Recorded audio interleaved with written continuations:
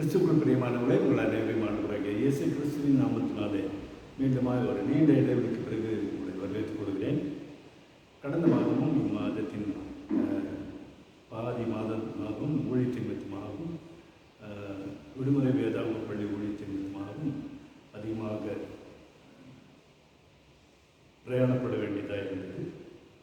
ஆகவே உங்கள் மத்தியிலே தொடர்ந்து ஆண்டவருடைய அன்பை பகிர்ந்து கொள்ள முடியாத சூழ்நிலை தயவாக மன்னிக்கும்படியாக கேட்டுக்கொள்கிறேன். இந்த நாளில் கூட கர்த்தர் நமக்கு நேரங்களை வாய்க்க செய்திருக்கிறபடினால ஆண்டவருக்கு நான் நன்றியுள்ளவனாக இருக்கிறேன்.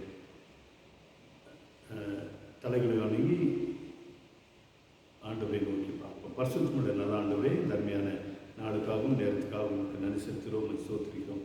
கர்த்தர் மீட்பருமாகிய தேவன் இந்த நாளிலுமாய் கூட சுவாமி எங்கள் மத்தியிலே பிரசன்னராக இருக்கிறதுக்காக நீங்கள் கடந்து வந்திருக்கிற கிருபைகளுக்காக நான் செலுத்துகிறோம். மூவொருமை கோட்பாட்டிலே சுவாமி அநேக காரியங்களை குறித்து நாங்கள் படித்து வருகிறோம். இந்த நாளிலுமாய் கூட அதை தொடர்ந்து நாங்கள் நடத்த, தொடர்ந்து நாங்கள் கேட்க, அறிந்து கொள்ள எங்களுக்கு நீர் கிருபை பாராட்ட உடைய பிரசன்னத்தினாலே எங்களை ஆட்களும் அடியனை மரத்து நீர் வெளிப்பட்டு உடைய நாமத்தை மேம்படுத்திக் கொள்ளும் ஆசீர்வாதம் இயேசு கிறிஸ்துவின் மூலமே வேண்டுகிறோம். ஜீவனுள்ள நல்லதான். ஆமென். பிரியமானவர்களே, நாம் திருமறையின் கோட்பாடின்படி மூவொருமை கோட்பாடு, அதாவது திருத்துவத்தின் காரியங்களை குறித்து நாம் பார்த்து வருகிறோம். இந்த மூவொருமை கோட்பாட்டின் தத்துவத்தை நாம் கிறிஸ்தவத்திலே எப்படி இருந்தது, திருக்குறளிலே எப்படி இருந்தது, சைவத்திலே மூவொருமை கோட்பாடு பற்றி நாம் பார்த்து வந்தோம். இந்நாளிலுமாய் கூட தமிழகத்தில் மூவொருமை கோட்பாடு என்கிற தலைப்பின் கீழே நாம் பார்க்கலாம். தமிழகத்திலே மூவொருமை கோட்பாடை நாம் அறிந்து கொள்வதற்கு முன்னதாக தமிழகத்தின் நிலைமையை நாம் கண்டறிந்து கொள்ள வேண்டும். அதாவது தமிழகமானது ஒரு பண்டை நீண்ட நெடிய வரலாற்றை கொண்ட ஒரு பண்டை தேசமாக காணப்படுகிறது. இந்த பழம்பெரும் நாடான தமிழகத்திலே நாம் வரலாற்றிலே பார்க்கும்போது பல வகையான காரியங்களை நாம் பார்க்க முடியும். குறிப்பாக அயல் நாடுகளுடன் நெருங்கிய தொடர்பு கொண்டிருக்க வேண்டிய ஒரு சூழ்நிலை காணப்பட்டது தமிழகத்திலே. அயல் நாட்டு வாணிபத்தின் காரணமாக அந்நாட்டு வாணிகர்கள் நம் நாட்டவர் பிற நாட்டில் தங்கி வாழ்ந்திருக்கிறார்கள். குறிப்பாக நாட்களிலே நம் நாட்டவரோடு வாணிகம் செய்த கிரேக்கர், ரோமையர், யூதர், சீரியர் போன்ற மேல்நாட்டு அயலவரும் தமிழகத்தில் வந்து தங்கியிருத்தல் வேண்டும் என்று சொல்லி நாம் பார்க்கிறோம். தமிழக வரலாற்றிலே நாம் பார்க்கும்பொழுது இதை கண்டறிந்து கொள்ளலாம். அவர்கள் தமிழகத்தில் நீண்ட காலம் தங்கியிருந்தவையால் பழந்தமிழ் இலக்கியங்களில் அவர்களை பற்றிய குறிப்புகள் பல காணப்படுகின்றன. தமிழ் இலக்கியங்களில் அவர்களை யவனர் என்று அழைக்கப்படுகிறார்கள். அதாவது அவர்கள் பல்வேறு தேசங்களை சார்ந்தாலும் கூட அவர்களை ஒருமித்த கருத்தோடு கூட யவனர் என்ற வார்த்தையோடு கூட அவர்களை விழித்தார்கள் என்று சொல்லி நாம் பார்க்கிறோம். குறிப்பாக பழந்தமிழோடு பண்டைய எகிப்து, பாபிலோனிய, சுமேரிய, ரோம், கிரீசு ஆகிய நாடுகள் அதிக தொடர்பு கொண்டிருந்தன என்று சொல்லி நாம் பார்க்கிறோம். யவனர் வழியாக வந்திருந்த காரியங்களை நாம் பார்க்கலாம். 1090 ஆண்டுகளுக்கு முற்பட்ட தமிழகம் என்னும் வி. கலங்கசபை அவர்களின் நூலின் கூற்று இக்கருத்தை வலு சேர்க்கிறது. தமிழகத்தை வந்தடைந்த இந்த மேலை வணிகர் யவனர் எனப்பட்டனர். கிரேக்க நாட்டவர் தம் மொழியை அயவானுஸ் என்று குறித்தனர். யவனர் என்ற பெயர் இதன் வழியே வந்ததாகும். பழைய சமஸ்கிருத காவியங்களிலும் யவன என்ற சொல் எப்போதும் கிரேக்கரையே குறிக்க வழங்கப்பட்டிருக்கிறது. இதுபோலவே பண்டைய தமிழ் நூல்களிலும் யவனர் என்று பெயர் முற்றிலும் கிரேக்கர், ரோமையர்களே குறிக்க வழங்கப்பட்டிருக்கிறது. நக்கீரர் பாண்டிய அரசர் நன்மாறனை கீழ் வருமாறு மன்னிக்கணும். நக்கீரர் பாண்டிய அரசன் நன்மாறனை கீழ் வருமாறு பாடுகிறார். வெற்றிவாள் ஏந்திய மாறனை யவனர்கள் தங்கள் நன்கலங்களில் கொண்டு வந்த குளிர் நறு மதுவை பனிப்பெண்டில் பொற்கலங்களில் ஏந்தி அவ்வினிய மதுவை நறுமந்தி கழிப்புடனும் அமைதியுடனும் உன் நாட்கள் கழிவன ஆக என்று சொல்லி நக்கீரர் பாடியிருக்கிறார். கொழும்பை சார்ந்த பி. குமாரசாமி என்னும் பழைய உரைக்காரர் 456 பாடலில் யவனர் நன்கலந்தந்த என்னும் அடிகளுக்கு யவனர்களால் புத்திகளில் அடைத்து கொண்டு வரப்பட்ட என்று உரை தருகிறார். கலம் என்ற சொல் புட்டி அல்லது பாட்டில் என்று சொல்கிறோமே அது. கப்பல் ஆகிய இரு பொருள்களும் உரியது என்று சுட்டி காட்டுகிறார். தமிழகம் மேலை நாடுகளுடன் கொண்டிருந்த வாணிக தொடர்புகளை பற்றி சங்க இலக்கியங்களில் பல சான்றுகள் காணப்படுகின்றன. தமிழர்கள் அந்நாடுகளில் இருந்து தேரலையும் பொன்னையும் இறக்குமதி செய்தனர். பல யவனர்கள் தமிழக மன்னர் அரண்மனைகளில் கைவினை கம்மியராகவும் காவல்காரராகவும் பணிபுரிந்தனர். யவனர் நன்கலந்த தன் கமல் தேரல் பொன் செய் புனைக்கலந்தேந்தி நாளும் ஒண்டொடி மகளிர் படும. யவனர் பொன் வளையங்களை அணிந்து இளம்பெண்கள் பூவேலை செய்யப்பட்ட பொன் கிண்ணங்களில் ஊட்டுவிக்கின்றனர் என்று புறநானூற்று செய்யுள் ஒன்று கூறுகிறது. கள்ளி அம்பேரி ஆற்று வெண்நுரை கலங்க யவனர் கண்ட வினைமா நன்கலம் பொன்னோடு வந்து கரியோடு பெயர் வளங்கொழு முசிறி ஆர்ப்ப இட ஒடிந்த மர கள்ளிகளை ஏந்தி வரும் பேரியாற்றல் குமிழ்த்தெழும் வெள்ளை விளையென மின்னிய நுரைகள் கலங்கும்படி யவனர் செய்து முற்றிய அழகிய வேலை பாடடைந்த உறுதியான மரக்கலங்கள் பொன்னை கொண்டு வந்து கொட்டிவிட்டு மிளகு மூட்டைகளை ஏந்தி செல்லும் பேரொலி எழும் வளம் மிகுந்த முசிறிப்பட்டணம் என்று அகநானூறு 149 பாடல் குறிக்கப்படுகிறது. இவ்வாறு மேலை நாட்டு வணிகர்கள் நம் நாட்டில் குழுமி வணிகத்தை வளர்த்து வந்தனர். அருமையானவர்களே, இந்த காரியங்கள் எல்லாவற்றையும் நான் ஏன் சொல்கிறேன் என்றால், தமிழகத்திலே மூவொருமை கோட்பாடு தோன்றுவதற்கு காரணமாய் அமைந்த இந்த வணிக உறவுகள், மேலை நாட்டு அல்லது அயல் நாட்டு வாணிப உறவுகள் எப்படியாய் அது நம்முடைய இலக்கியங்களோடு கலந்து அவருடைய இலக்கியங்கள் நம்முடைய இலக்கியங்கள் கலந்து எப்படி அது அமைந்தது என்று சொல்லி நாம் புரிந்து கொள்வதற்கு முன்னதாக தமிழகத்தின் உண்மையான நிலையை நாம் கண்டுகொள்வது அது சால சிறந்ததாக. ஆகவேதான் இதை நான் உங்களுக்கு விவரமாக சொல்ல முற்பட்டிருக்கிறேன். யூதர், ரோமையர், கிரேக்கர், சீரியர் ஆகிய 4 இன மக்களும் கிரேக்க மொழியையே பொது மொழியாக வழங்கினார்கள். தமிழகத்தில் கிரேக்க மொழியை பேசியவர்கள் என்னும் பெருமையுடையவர் யவனர் என்னும் சொல் கிரேக்கத்தை பொது மொழியாக கொண்ட கிரேக்கர், ரோமையர், யூதர், சீரியர் ஆகிய 4 பிரிவினரை சுட்டி நிற்கின்றது. ஆதியில் யவனர் என்ற சொல் கிரேக்கரையே சுட்டி நின்றது. பிறகு ரோமரையும் அடுத்து அயல் நாட்டினர் அனைவரையுமே அது குறிப்பிடலாகிற்று.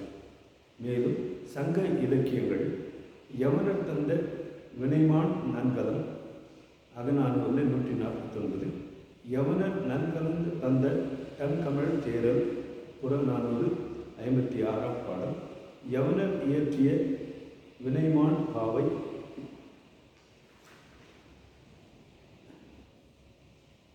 வலிமுனர் யாக்கை வன்கண் யவனர் ஓதிம விளக்கு பெரும்பாலாற்றுப்படை என்று 316, 317 பாடல். அடல்வாழ் யவனர் அடல்வாழ் யவனர் சிலப்பதிகாரம் 14 பாடலின் 67வது காரியத்தில் நாம் பார்த்தோம். யவனர் இருக்கை சிலப்பதிகாரம் 5:10 வாசிக்கிறோம். யவன தச்சர் மணிமேகலை 19:108 காரியத்தில் நாம் பார்க்கிறோம். வன்சொல் யவனர் சிலப்பதிகாரம் 28:149, 29-25 நாம் பார்க்கிறோம் என்று யவனர் பற்றிய குறிப்புகளை தருகின்றன. யவனர்கள் தமிழகத்தில் ஒரு பகுதியில் அரசு அமைத்த ஆண்டு செய்த செய்தியினை அரசு அமைத்து ஆண்டு செய்தியினை வன்சொல் யவனர் வடநாடாண்டு பொன்பொடு நெடுந்துயர் பூந்தோல் ஆயினும் சிலப்பதிகாரம் 28:141-142. வன்சொல் யவனர் வடநாடு வன்பெருங்கல் தென்குமரி ஆண்ட செரு கயல்புரியான் சிலப்பதிகாரம் 29:25-26 என்னும் சிலப்பதிகார அடிகள் நமக்கு உணர்த்துகின்றன. இப்படியாக யவனர்கள் என்று சொல்லி நாம் பார்க்கும்பொழுது ரோமர்கள் மற்றும் கிரேக்கர்கள் இவர்களெல்லாம் இந்த நாட்டிலே தமிழகத்திலே தங்கியிருந்து வியாபாரம் செய்தார்கள், ஆண்டார்கள் என்றெல்லாம் நான் பார்க்கிறோம். கிரேக்கர்களும் கூட இதற்கு சளைத்தவர்கள் அல்ல. இவ்வாறு கவிஞர்களால் குறிப்பிட்ட யவனர்கள் எகிப்திய கிரேக்கர் என்பதில் ஐயமில்லை. ஏனெனில் செங்கடல் பயணத்தில் குறிப்பிட்டபடி எகிப்திலிருந்து வந்த கிரேக்க வணிகர்களே மது, பித்தளை, ஈயம், கண்ணாடி ஆகிய பொருட்களை முசிறிக்கும் வைகை கரைக்கும் கொண்டு வந்து அவற்றுக்கு மாறாக அத்துறைமுகங்களில் இருந்து மிளகு, வெற்றிலை, தந்தம், முத்து, வெள்ளாடை ஆகியவற்றை வாங்கி சென்றனர் என்று அறிகிறோம். கிரேக்கர்கள் எகிப்திலிருந்து ஜூலை மாதத்தில் புறப்பட்டு 40 நாட்களில் முசிறிக்கு வந்து சேர்ந்தனர். மலபார் கரையில் அவர்கள் கிட்டத்தட்ட 3 மாதங்கள் கழித்துவிட்டு டிசம்பர் அல்லது ஜனவரி மாதத்தில் முசிறியிலிருந்து மீண்டும் புறப்பட்டனர். மலபாரில் அவர்கள் தங்கிய காலத்தில் அவர்கள் தங்கள் நாகரிகத்தை இயல்பாகவே தமிழரிடம் பரவ விட்டிருப்பர் என்று கருதுவதில் தவறு ஏதும் இல்லை. இந்திய கடல்களில் கடல் கொள்ளைக்காரர்கள் தொல்லைகள் இருந்து வந்ததால் கிரேக்க வணிகர்கள் தம் கப்பல்களிலேயே ஒரு கிரேக்க வில் வீரர் படைப்பிரிவை உடன் கொண்டு வந்தனர். எகிப்து இச்சமயம் ரோம ஆட்சியில் இருந்தது. ஆகவே கிரேக்க வணிகருடன் வந்த வில் வீரர்கள் ரோமை படை வீரராகவே இருந்திருக்க வேண்டும். இந்த ரோம வீரர்களின் மேம்பட்ட படைக்கலங்களும் மேம்பட்ட படை கட்டுப்பாடும் தமிழர் மதிப்பை பெற்றதுடன் ரோமையர்களுடன் இன்னும் நன்கு பழகி அவர்கள் நாகரிகத்தை மேற்கொள்ள வேண்டும் என்ற அவாவையும் தூண்டியதாக இருந்திருக்க முடியாது. இந்நிலையில் ரோமருடன் அரசியல் தொடர்பு கொள்வதில் உள்ள நலன்களை அவர்கள் முதல் கண்டுணர்ந்தவன் ஒரு பாண்டிய அரசனே ஆவான். ரோம நேச நாட்டினராகும் எண்ணத்துடன் அவன் அகஸ்டஸ் சீசரிடம் 2 தூதுக்குழுக்களை அனுப்பினான். இவற்றுள் ஒன்று ஜூலியஸ் சீசர் ஆண்ட 18ஆம் ஆண்டில் கிமு 26 அகஸ்டஸ்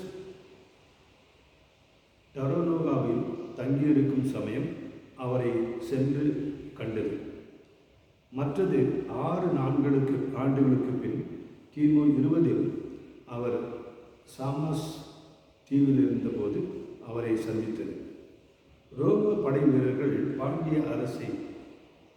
அரச பணியில் பாண்டிய அரச பணியிலும் மற்ற தமிழரசர் பணியிலும் அமர்ந்திருந்தார்கள். ஆரிய படை கடந்த நெடுஞ்செழியன் ஆட்சியில் மதுரை கோட்டை வாயில் காப்பாளராக ரோமை படை வீரர்கள் அமர பெற்றிருந்தனர் என்ற கருத்தும் இங்கு சிந்தனைக்குரியது. மேலும் கிரேக்க மொழியில் அரசி ஒரிசா என்னும் இஞ்சிவேர் என்னும் திப்பிலி என்றும் வழங்கும். இவையே முறையே அரிசி, இஞ்சிவேர், திப்பிலி என்பவற்றின் திரிபாகும். இந்தியாவில் இன்றும் பொன், பட்டு, முத்து, வாசனை திரவியங்கள் முதலிய பண்டங்கள் கிரேக்க நாட்டுக்கு கொண்டு போகப்பட்டன. ஹோமர் என்னும் பழைய கிரேக்க புலவர் இந்தியாவினின்றும் கிடைக்கும் பொருள்களை பற்றி கூறியிருக்கின்றார். முற்காலத்தில் இந்தியாவினின்றும் தங்கம் பிற நாடுகளுக்கு ஏற்றுமதி செய்யப்பட்டது என்பதற்கு பல ஆதாரங்கள் காணப்படுகின்றன. இந்தியாவோடு வாணிபம் செய்ததால் அசீரியா ஏராளமான தங்கத்தை ஈட்டிற்று. பாபிலோனிய பழம் சாசனங்களில் ஆடைக்கு சிந்து என்னும் பெயர் காணப்படுகின்றது. இது இந்திய ஆடை என்பதை சரித்திர ஆசிரியர்கள் எல்லோரும் ஒத்துக்கொள்கின்றனர். இந்த ஆடை பாரசீகத்துக்கு ஊடாக பாபிலோனுக்கு செல்லவில்லை. அப்படி சென்றிருந்தால் சி என்பது ஹி என்று மாறியிருக்கும். வேத மந்திரங்களுக்குரிய சாதியார் கடலையும் கடற்பயணத்தையும் பற்றி கேள்விப்பட்டார்களே அன்றி அதனை அறிந்திருக்கவில்லை. ஆகவே திராவிட மொழியை பேசிய சாதியாரை ஆடையை பாபிலோனுக்கு கொண்டு சென்றனர். ஆகவே தென்னிந்தியாவுக்கு மேற்கு ஆசியாவுக்கும் இடையில் கடல் மார்க்கமாக வாணிபம் நடைபெற்றது என்பதை மறுக்க முடியாது என்று சொல்லி நாம் இங்கு பார்க்கிறோம். யூதர்களை குறித்து நாம் பார்க்கிற பொழுது யூதர்களின் ஆதி சமய தலைவரான மோசே என்பவர் தாம் நிகழ்த்தி வந்த இறை வழிபாட்டில் ஏலைக்காயை பயன்படுத்தினார் என பழைய ஏற்பாடு கூறுகின்றது. மோசே கோவில் கட்டி வழிபாடு செய்தது கிமு 1490 என்றார். கிறிஸ்தவ ஒளியின் முதல் நூற்றாண்டுகளிலேயே யூதர்கள் மேல் கடற்கரைக்கு வந்ததாக தெரிகிறது. கிபி 68 நிகழ்ந்த எருசலேம் கோயிலின் அழிவின் பின் அவர்களில் பலர் மலபாருக்கு வந்து குடியேறியதாக அவர்கள் மரபுரை கூறுகிறது. ஆனால் தமிழ் இலக்கியத்திலேயே அவர்களை பற்றிய குறிப்பு எதுவும் காணப்படவில்லை. ஆயினும் 2ஆம் நூற்றாண்டில் அவர்கள் மேலை கடற்கரை பகுதியில் தங்கி வாழ்ந்திருந்தனர் என்பதில் ஐயத்துக்கு இடமில்லை. ஏனெனில் இதை நிலைநாட்டுவதற்குரிய முறையில் பண்டை நாட்டு செப்பு பட்டய பத்திரங்கள் மலபாரில் உள்ள யூதர்களிடமும் சீரிய கிறிஸ்தவர்களிடமும் இன்றும் உள்ளன. இப்பத்திரங்கள் பண்டை தமிழிலே வட்டெழுத்து, அதாவது உருண்டை வடிவ எழுத்து என்று அழைக்கப்படும் முற்கால வடிவத்திலேயே எழுதப்பட்டுள்ளது. ஆராய்ச்சி துறையில் அவை மிகுந்த விறுவிறுப்பை ஊட்டியுள்ளன. இதற்கு அவற்றின் பெரும் பழமை அன்றி வேறு காரணமும் உண்டு. சேர அரசர்களால் அவர்கள் மீது சில உரிமைகள் வழங்கப்பட்டுள்ளன என்ற புதுமை வாய்ந்த செய்தியே அது. இவற்றை இக்குடியேற்றத்தாரின் மரபினர் ஓரளவு இன்னும் நடைமுறையில் கொண்டுள்ளனர் என்னும் கருத்து யூதர்களுக்கும் தமிழர்களுக்கும் இடையில் இருந்த தொடர்பினை தெளிவாக காட்டுகிறது. பிளினி தமது நேச்சுரல் ஹிஸ்டரி என்னும் நூலிலும் தாலமி தமது ஜியாகிரபி என்னும் நூலிலும் யூதர்கள் தென்னிந்தியாவில் குடியேறி இருந்ததை குறித்தும் அவர்களின் வாணிகத்தின் பெருக்கத்தை குறித்தும் எழுதியிருக்கின்றனர். தென்னிந்தியாவிலே யூதர்கள் குடியிருந்தனர் என்னும் செய்தி தமிழகத்தின் கிழக்கு கடற்கரையோர பகுதியில் உள்ள அரிக்கமேடு போன்ற இடங்களில் புதைப்பொருள் ஆராய்ச்சியின் வாயிலாக கிபி 37க்கும் 68க்கும் இடைப்பட்ட கால குறிப்பினையுடைய ரோம நாணயங்கள் கண்டுபிடிக்கப்பட்டதும் பரிசுத்த தோமா தமிழக வருகையை உறுதிப்படுத்துகின்றன என்னும் டாக்டர் ஞானசிகாமணி அவர்களின் கருத்தும் யூதர்கள் வருகையை வலுப்படுத்துகின்றதை அறியலாம். இப்படி யூதர்கள், கிரேக்கர்கள், ரோமர்கள் போன்றவர்கள் எல்லாரும் தமிழகத்திலே தொடர்புடையவர்களாக இருந்தபோது அங்கு கலாச்சார பரிமாற்றங்களும்